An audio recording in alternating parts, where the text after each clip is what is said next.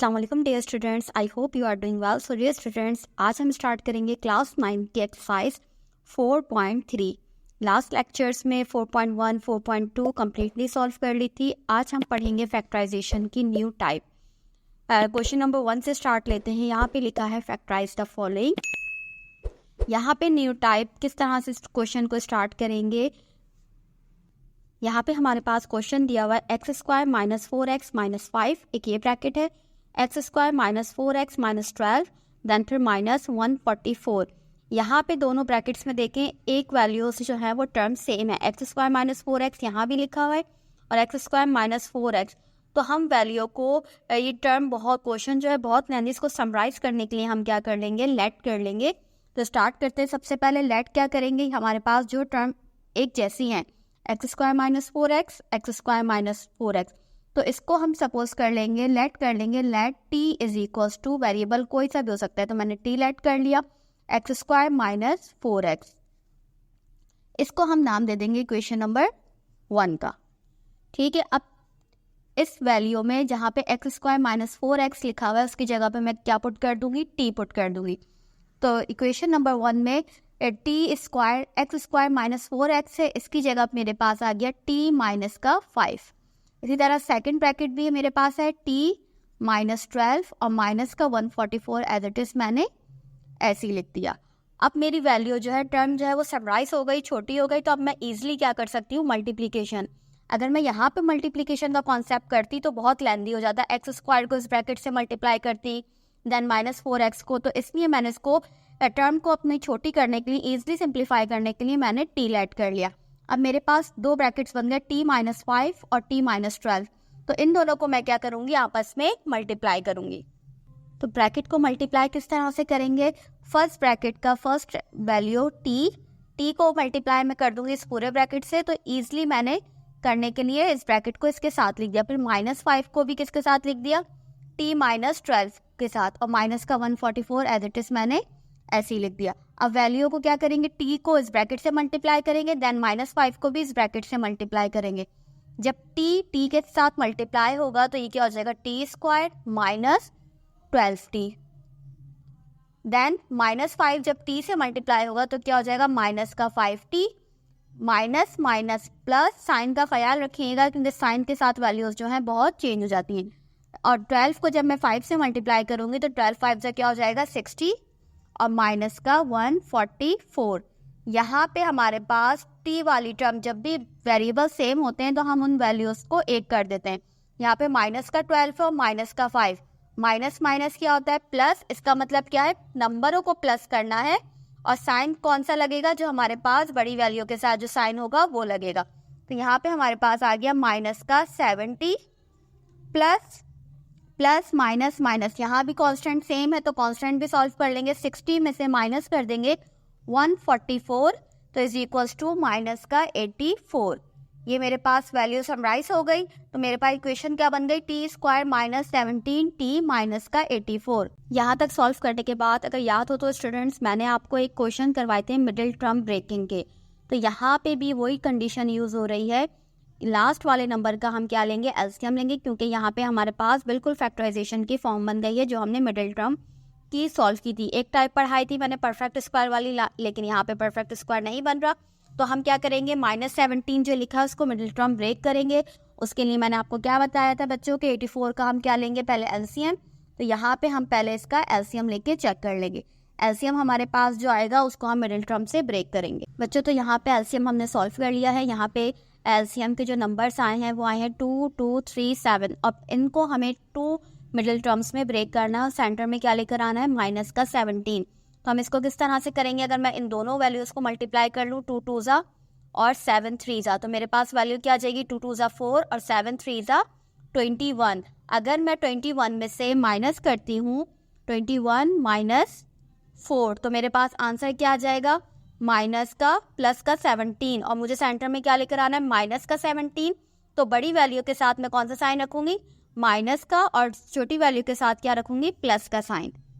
तो यहाँ पे इक्वेशन बन जाएगी हमारे पास टी स्क्वायर माइनस 21, वेरिएबल जो होता है वो दोनों मिडिल टर्म ब्रेकिंग के साथ लिखा जाता है, और यहाँ पे प्लस का 40 माइनस का 84, देन क्या करते हैं, हम इन दोनों वैल्यूज़ में से कॉमन लेते हैं और इन दोनों वैल्यूज़ में से कॉमन लेते हैं। इन दोनों में से कॉमन आ रहा है मेरे पास t, और ब्रैकेट में क्या बचा है t माइनस 21, और यहाँ से मेरे पास क्या कॉमन आ रहा है 84 डिविजिबल है 4 से, तो 4 मैंने कॉमन ले लिया, ब्रैकेट में बचा t प्लस माइनस माइनस, और 4 के टेबल में 84 कब आता है 21 पे, तो ये मेरे पास आ गए, दोनों फैक्टर्स इक्वल आ गए दोनों, तो इन दोनों को कॉमन ले लेंगे t माइनस 21, और दूसरा क्या बचेगा हमारे पास t प्लस 4। यहाँ तक सॉल्व करने के बाद अब हम क्या करेंगे, जो वैल्यू हमने स्मॉल की थी, छोटी की थी, लेट करवाया था कि ये वैल्यू t के बराबर है, तो अगेन उस वैल्यू को हम क्या कर देंगे, इसके अंदर सब्स्टिट्यूट कर देंगे। यहाँ पे t की जगह क्या वैल्यू रख देंगे, एक्स स्क्वायर माइनस का 4x, ये t है, इसकी जगह पे मैंने अगेन वैल्यू वही जो क्वेश्चन में गिवन थी वही रख दी, एक्स स्क्वायर माइनस का 4x माइनस का 21, ये एक ब्रैकेट बन गया। दूसरा ब्रैकेट हमारे पास क्या बन जाएगा, एक्स स्क्वायर माइनस का 4x प्लस का 4। अब यहाँ पे हमें चेक करना है, जब मैंने दोबारा ये t को सब्स्टिट्यूट कर दिया तो क्या अब मेरे पास ये फैक्टराइजेशन की फॉर्म बन सकती है, क्या ये दोबारा हम मिडिल टर्म ब्रेक कर सकते हैं। अगर मैं सेकंड टर्म पे देखूँ तो हमारे पास मिडिल टर्म ब्रेक नहीं हो सकती, क्योंकि एलसीएम भी ये है और हमारे पास नंबर भी यही आ रहा है। तो हम क्या करेंगे, पहले x square minus 4x minus 21 का फैक्टराइज चेक कर लेंगे कि इसका फैक्टराइज हो सकता है। अगर मैं 21 का एलसीएम लेती हूँ तो मेरे पास क्या आएगा, 3 7 21। तो यहाँ पे हम क्या करेंगे, दोनों ब्रैकेट की मिडिल टर्म ब्रेक करेंगे। किस तरह से, अगर मैं 21 का एलसीएम लेती हूँ तो मेरे पास आएगा 3 7 21, तो एक फैक्टर हो गया 3 और एक हो गया 7, तो 3 और 7 को जब मैं माइनस करवाऊंगी तो मेरे पास क्या आ जाएगा 4। यहाँ पे माइनस का 4 आ रहा है, इट्स मीन कि मुझे बड़ी वैल्यू के साथ क्या रखना है, माइनस का 7x, और छोटी वैल्यू के साथ क्या रखना है, प्लस 3x माइनस का 21। और अगर मैं इसी टर्म का मिडिल टर्म ब्रेक करूं तो यहाँ पे मिडिल टर्म ब्रेकिंग किस तरह से होगी, यहाँ पे प्लस 4 है, अगर मैं 2 का फैक्टर बनाऊं तो मेरे पास क्या बन जाता है, 4 बन जाता है, और माइनस का 4 लाना है, तो क्या मैं इसको माइनस 2x और माइनस 2x लिख सकती हूँ, बिल्कुल लिख सकती हूँ, क्योंकि माइनस माइनस क्या होता है प्लस, तो 2 और 2 4 हो गए, बड़े नंबर के साथ माइनस का साइन, तो यहाँ पे मिडिल टर्म हो सकती है हमारी ब्रेक। अब हम क्या करेंगे, दोनों फैक्टर्स में से कॉमन लेंगे। अगर हमारे कॉमन नंबर्स कॉमन फैक्टर्स से सेम आ गए, इट्स मीन हमने फैक्टराइजेशन सही की है। अगर फैक्टराइजेशन के कॉमन फैक्टर नहीं आते हैं इन केस, तो हम क्या करेंगे, यही क्वेश्चन यहाँ पे जो हमने एंड किया था यही हमारा क्या हो जाएगा आंसर। तो आगे सॉल्व करते हैं। यहाँ पे हमारे पास कॉमन क्या आ रहा है, x, ब्रैकेट में हमारे पास क्या रह जाएगा, x माइनस 7, यहाँ से क्या कॉमन आ रहा है, प्लस 3 के टेबल में 21 आता है, तो प्लस माइनस माइनस 3 7 21, ये दोनों तो कॉमन फैक्टर आ गए, इट्स मीन हमने ये फैक्टराइजेशन मिडिल टर्म ब्रेक सही की है। अब सेकंड की चेक कर लेते हैं। सेकंड में हमारे पास क्या लिखा है, इन दोनों में से हम कॉमन लेते हैं तो हमारे पास वैल्यू क्या बचती है, यहाँ से हम कॉमन लेंगे x, तो मेरे पास बच जाएगा ब्रैकेट में x माइनस 2, और यहाँ से अगर मैं कॉमन लेती हूँ माइनस 2, तो ब्रैकेट में क्या बच जाएगा, x माइनस प्लस माइनस और ये 2, दोनों फैक्टर्स सेम आ गए, तो यहाँ क्या हो जाएगा, x माइनस 2 और x माइनस 2, दोनों फैक्टर सेम है। मैं इसको आंसर को यहाँ भी छोड़ सकती हूँ, लेकिन यहाँ पे दो वैल्यूज एक जैसी आ रही है, तो मैं क्या करूँगी, यहाँ पे दोनों को एक साथ मिला के लिख दूंगी। तो आंसर क्या हो जाएगा मेरा, x माइनस 2 का होल स्क्वायर, मैं इसको क्लोज फॉर्म में भी लिख सकती हूँ, तो ये x माइनस 2 का होल स्क्वायर हो गया। देन फिर x प्लस 3, मैंने जस्ट अरेंज किए वैल्यूज़ को, और यहाँ पे मेरा क्या हो गया, फाइनल आंसर। इसी तरह क्वेश्चन नंबर 1 होता है कंप्लीट। क्वेश्चन इजी है, बस आपको स्टेप्स याद रखने हैं कि किस तरह से आपको क्वेश्चन को सॉल्व करना है। हर क्वेश्चन की टेक्निक बिल्कुल सेम है, क्वेश्चन नंबर 1 की टेक्निक बिल्कुल सेम है, आपको इसी तरह से करना है। सबसे पहले लेट करवाना है, जो भी यहाँ पे नंबर दिया होगा आप उसको क्लोज करने के लिए, अपनी वैल्यू को समराइज करने के लिए टी लेट कर लेंगे। जो भी वेरिएबल लेट करना है आप लेट कर सकते हैं। उसके बाद मल्टीप्लिकेशन करने के बाद यहाँ पे अगर मिडिल टर्म ब्रेक हो रही होगी तो आप मिडिल टर्म ब्रेक कर देंगे। मिडिल टर्म ब्रेक करनी आपको आती है, लास्ट लेक्चर में मैंने आपको वो सिखा दी थी। मिडिल टर्म ब्रेक करने के बाद हमारे दो फैक्टर्स, दो वेरिएबल्स, दो ब्रैकेट्स आ जाएंगे। उसके बाद अगर हमारी यहाँ भी फैक्टराइजेशन मिडिल टर्म ब्रेकिंग होती है तो हम करेंगे, अगर नहीं होती है तो हमारा आंसर यहीं पे एंड हो जाएगा। दोनों पे यहाँ पे हमने मिडिल टर्म को ब्रेक किया तो हमारा आंसर क्या आ गया। मिडिल टर्म ब्रेक करने के बाद सम टाइम ऐसा भी होता है कि फर्स्ट ब्रैकेट की मिडिल टर्म ब्रेकिंग हो रही होगी लेकिन सेकंड टर्म की नहीं हो रही होगी, तो आप क्या करेंगे, फर्स्ट टर्म को मिडिल टर्म ब्रेक करेंगे और सेकंड ब्रैकेट को एज इट इज ऐसे ही फॉलो करके लिखते रहेंगे। तो यहाँ तक हो गया हमारा आंसर। बुक में भी चेक कर लेते हैं कि बुक में भी हमारा यही आंसर आ रहा है या नहीं। सो स्टूडेंट, यही एक्सरसाइज 4.3 का आंसर क्वेश्चन नंबर 1, x-2 का होल स्क्वायर, x-7, x+3। तो यहाँ पे आंसर बिल्कुल सेम आ रहा है। इट्स मीन सॉल्यूशन में कोई मिस्टेक नहीं है, सॉल्यूशन बिल्कुल ठीक है। फर्स्ट क्वेश्चन को मैं इसलिए एक्सप्लेन करके बताती हूँ ताकि आप लोगों को इजी समझ आ जाए कि क्वेश्चन को किस तरह से करना है। अगर फर्स्ट क्वेश्चन आपको इजीली समझ आ गया, हर स्टेप आपने सही तरीके से समझ लिए, तो आगे की क्वेश्चन जो है वो आप लोग इजीली कर सकते हैं। मूव करते हैं क्वेश्चन नंबर 2। बच्चों, क्वेश्चन नंबर 2 है हमारे पास x² + 5x + 6, x² + 5x + 4 then -3। तो यहाँ पे भी वही प्रोसेस करेंगे जो लास्ट क्वेश्चन में हमने किया था। यहाँ पे x² + 5x है, तो इसको हम क्या कर लेंगे, लेट कर लेंगे सबसे पहले कि late t = x² + 5x। Then क्या करेंगे, अब हम इसको इक्वेशन नंबर 1 कंसिडर कर लेंगे। तो इस वैल्यू को t को हम पुट कर देंगे इक्वेशन नंबर 1 में। तो हमारे पास कंडीशन क्या बन जाएगी, t + 6 और t + 4 और -3 लिखा है, -3 एज इट इज ऐसे लिख दिया। अब जल्दी से क्या करेंगे, हम सबको पता है इस t को इस ब्रैकेट से मल्टीप्लाई कर देंगे और +6 को भी इस ब्रैकेट से मल्टीप्लाई कर देंगे। तो मल्टीप्लाई कर लेंगे पहले हम t + 4 + 6 और t + 4 और -3 लिखा है, -3 एज इट इज ऐसे लिखेंगे। अब इन दोनों को कर देंगे multiply, t² + 4t + 6t + 6 4 24 -3। t² दोनों ब्रैकेट दोनों वैल्यूज सेम है, वेरिएबल सेम है, तो इनको ऐड करके हम एक कर लेंगे, 10 + 10 हो जाएगा 10t। इन दोनों को हम कर देंगे माइनस, तो माइनस करके हमारा आंसर क्या आ जाएगा, 24 में से 3 माइनस करेंगे तो 21। यहाँ तक क्वेश्चन सॉल्व करने के बाद मैंने आपको क्या बताया था, मिडिल टर्म ब्रेक करेंगे। मिडिल टर्म ब्रेक करने के लिए हम क्या करते हैं, एलसीएम लेते हैं। तो एलसीएम ले लेंगे, एलसीएम किससे हो जाएगा, ये 3 7 से 21 और 7 1 जा 7। अब यहाँ पे 3 और 7 फैक्टर आया और बीच में हमें क्या लेकर आना है, प्लस का 10। तो 3 और 7 को हम क्या करेंगे, बिल्कुल यहाँ पे दोनों को हम कर लेंगे ऐड। तो ये हो जाएगा 7t + 3t + 21। यहाँ पे बन गए फैक्टर्स। अब इन दोनों को कॉमन ले लेंगे और इन दोनों में से कॉमन ले लेंगे। कॉमन लेने के बाद हमारे पास फैक्टर्स जो हैं अगर सेम आ गए, इट्स मीन हमने फैक्टराइजेशन सही की है। ये हो गए हमारे पास फैक्टराइजेशन सेम।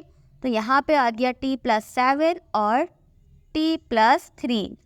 अब यहाँ तक करने के बाद मैंने आपको क्या बताया था, इस t की जगह पे एग्जैक्ट वही वैल्यू पुट कर देंगे। तो यहाँ पे हमारे पास टर्म क्या बन गई, x² + 5x + 7 और x² + 5x प्लस का स्ट्रिंग। यहाँ पे यही हमारा आंसर हो जाएगा, क्योंकि हमारे पास यहाँ पे इन दोनों की मिडिल टर्म ब्रेक नहीं हो सकती।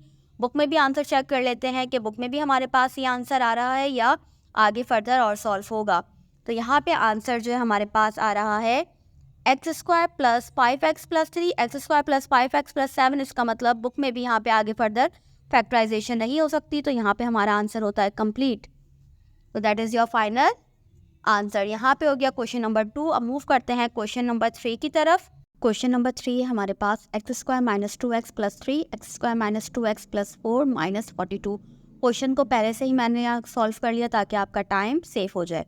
यहाँ पे क्वेश्चन में क्या करेंगे, जैसे सारे क्वेश्चंस करते आए हैं, लेट करेंगे। x² - 2x को t के बराबर लेट कर लिया हमने, फिर इस t को पुट कर दिया x² - 2x की जगह पे। तो इक्वेशन बन गई t + 3 t + 4 और -42। दोनों ब्रैकेट को आपस में करेंगे मल्टीप्लाई। मल्टीप्लाई करने के बाद आंसर क्या आएगा, t को t के साथ मल्टीप्लाई करवाए तो t², t को 4 के साथ मल्टीप्लाई करवाए 4t + 3t +++ 3 4 12 -42। कॉन्स्टेंट को सॉल्व कर लेंगे, प्लस का 12 और माइनस का 42 -30। 4t + 3t = 70 और t²। यहाँ पे अब फैक्टराइजेशन करने के लिए मिडिल टर्म ब्रेक करेंगे। तो मिडिल टर्म ब्रेक के लिए 30 आ गया। तो 30 का एलसीएम अगर हम लेते हैं तो 30 के फैक्टर्स कौन कौन से बन जाएंगे, 3 10 = 30 और 10 1 = 10। ये हमारे पास 3 और 10 बन गया। तो 3 और 10 को हमने क्या कर लिया, मिडिल टर्म में ब्रेक कर लिया। प्लस का 10 और माइनस का 3, बड़े नंबर के साथ प्लस का साइन है तो हमने प्लस का साइन ही रखा। दोनों में से कॉमन लिया तो t हमारे पास कॉमन आया और t + 10 जो हमारे पास ब्रैकेट में रह गया। इसी तरह यहाँ पे -3 कॉमन लिया तो ब्रैकेट में क्या बचा, t + 10 minus minus plus, bracket same आ गए। तो 10 + 3 इसको एक कॉमन ले लिया और जो बचा t - 3 इसको लिख दिया। उसके बाद इस टी की जगह पे हमें क्या पुट करना है, x square minus 2x, x square minus 2x मैंने पुट कर दिया, तो 2 इक्वेशंस बन गई। अब इनको क्या करेंगे, इसकी मिडिल टर्म ब्रेकिंग नहीं हो सकती थी, इसलिए हमने इसको एज इट इज़ ऐसे ही रखा। यहाँ पे मिडिल टर्म ब्रेक हो रही थी -3 और -2, तो -3 को 1 के साथ करवाया तो 3 1 3, और जब सब्ट्रैक्ट करेंगे तो -2 आ गया। दोनों में से फैक्टर्स में से कॉमन लिया तो x माइनस 3 आ गया प्लस x माइनस 3, दोनों फैक्टर्स सेम आ गए तो इसको कॉमन ले लिया। और सेकंड हमारे पास क्या बचा, x प्लस 1, और first equation x square minus 2x plus 10 को हमने एज इट इज़ ऐसे ही रखा। तो क्वेश्चन नंबर 3 भी सॉल्व हो गया। बाकी के क्वेश्चंस भी इसी तरह से सॉल्व होंगे। क्वेश्चन नंबर 4 इसी तरह क्वेश्चन नंबर 4 भी सॉल्व होगा। सबसे पहले लेट करेंगे, let t is equals to x square minus 8x, एट इसको पुट कर देंगे t plus 4, t minus 4 plus 15, दोनों ब्रैकेट को आपस में मल्टीप्लाई करेंगे। t को मल्टीप्लाई करवाएंगे t माइनस 4 से, प्लस 4 को मल्टीप्लाई करवाएंगे t माइनस 4 से, और plus 15, t square minus 4t plus 4t minus का 16 प्लस 15। अब यहाँ पे एक चीज़ देखिएगा, यहाँ पे लिखा हुआ है माइनस का 40 और प्लस का 40, तो जब भी माइनस और प्लस होता है तो हम वैल्यू को क्या कर देते हैं, कट कर देते हैं। इसका मतलब यहाँ पे t की वैल्यू ख़त्म हो गई। -16 और प्लस 15 इज इक्वल्स टू -1। अब यहाँ पे हमारे पास वैल्यू क्या बनी, t स्क्वायर माइनस 1। अगर यहाँ पे तो स्क्वायर है, अगर मैं 1 के ऊपर भी खुद से स्क्वायर लगा दूँ तो वैल्यू पे कोई फ़र्क पड़ेगा नहीं। क्यों, 1 के ऊपर स्क्वायर लगाओ, क्यूब लगाओ, 1 1 ही रहता है। तो ये मैंने यहाँ पे क्यों किया, ताकि मैं यहाँ पे क्या बना लूँ, फार्मूला बना लूँ, जो कि हम पीछे पढ़ के आ चुके हैं। a square minus B square किसके बराबर होता है, a प्लस बी और a माइनस बी। तो यहाँ पे मैंने इस वैल्यू को इस फॉर्मूले से ओपन कर दिया, a plus B a minus B, तो यहाँ पे वैल्यूज़ आ गई मेरे पास। अब इस t की जगह पे क्या करेंगे, एक्स स्क्वायर माइनस 8x को पुट कर देंगे -1, और x square minus 8x plus 1। यहाँ पे होता है आंसर कंप्लीट। इसमें यहाँ पे मिडिल टर्म ब्रेक नहीं हो रही थी, फैक्टराइजेशन नहीं हो रही थी, इसलिए आंसर को यहीं पे स्टॉप कर देंगे। इसी तरह क्वेश्चन नंबर 5 है हमारे पास, लेट कर लेंगे एक्स स्क्वायर प्लस 9x किसके बराबर है, ठीक है, वैल्यू को पुट किया t माइनस 1 और t प्लस 5 और -7, t को मल्टीप्लाई करवाया t प्लस 5 से, -1 को मल्टीप्लाई करवाया t प्लस 5 से, और -7 एज इट इज़ ऐसे ही लिख दिया। उसके बाद यहाँ पर हमारे पास वैल्यू है, t को t से मल्टीप्लाई करवाया तो t square plus 5t minus 1t minus plus minus का 5 और माइनस का 7, t स्क्वायर प्लस का 5t माइनस का 1t में से माइनस करेंगे तो हमारे पास बचेगा प्लस का 4t माइनस का 5 और माइनस का 7 कितने हो जाएंगे, माइनस का 12। अब यहाँ पे हम क्या करेंगे, मिडिल टर्म ब्रेक करेंगे। मिडिल टर्म ब्रेक करने के लिए हम 12 का लेंगे एलसीएम, तो इसके 2 फैक्टर्स बन जाएंगे और बीच में हमें लेकर आना है प्लस का 4। तो हमने फैक्टर्स बना लिए 6 और 2, 6 2 ज़ा 12, और 6 में से 2 को माइनस करेंगे तो 4 बन जाएगा, और पॉजिटिव नंबर बड़ी वैल्यू के साथ रखेंगे, पॉजिटिव साइन +6 और माइनस का 2, दोनों में से कॉमन लेंगे तो t प्लस 6 बचेगा। यहाँ पे दोनों में से माइनस साइन को कॉमन लिया, 2 कॉमन लिया और t प्लस 6 आ गया, दोनों फैक्टर्स बन गए, कॉमन आ गया हमारे पास t प्लस 6 और t माइनस 2। वैल्यू को क्या करेंगे, t को अगेन क्वेश्चन में पुट कर देंगे तो x square plus 9x plus T बन गया, और x square minus plus 9x minus 2, तो ये भी क्या हो गया आपका आंसर। अब सॉल्व करेंगे क्वेश्चन नंबर 1 का last part, question number part 6। Last question है हमारे पास, x square minus 5x plus 4, x square minus 5x plus 6 और माइनस का 120। लेट कर लिया, एक्स स्क्वायर माइनस 5x बराबर है टी के, वैल्यू को पुट कर दिया, बन गई कंडीशन t प्लस 4 और t प्लस 6 माइनस 120। इसी तरह दोनों को मल्टीप्लाई करने के बाद इक्वेशन बन गई टी स्क्वायर प्लस का 6t प्लस का 4t प्लस का 24 माइनस का 120। 60 40 ऐड होके क्या होगा 10t, इन दोनों को सॉल्व करेंगे तो आंसर आ जाएगा माइनस का 96, क्योंकि बड़ी वैल्यू के साथ माइनस साइन है। अब फैक्टर्स बनाएंगे, फैक्टर्स को मैंने बनाया 16 को अगर 6 से मल्टीप्लाई करेंगे आप तो बन जाएगा 96, और अगर इन दोनों को मैं माइनस करवाती हूँ तो बन जाएगा 10, तो मिडिल टर्म ब्रेक हो गई। बड़ी वैल्यू के साथ मैंने प्लस का साइन रखा है, इन दोनों में से कॉमन लिया तो t बना, t प्लस 6 ब्रैकेट में आ गया, माइनस दोनों में से माइनस साइन को कॉमन लिया और क्या आ गया t प्लस 16, दोनों फैक्टर्स बन गए तो कॉमन निकाल लिया हमने t प्लस 16 और बच गया हमारे पास t माइनस का 6।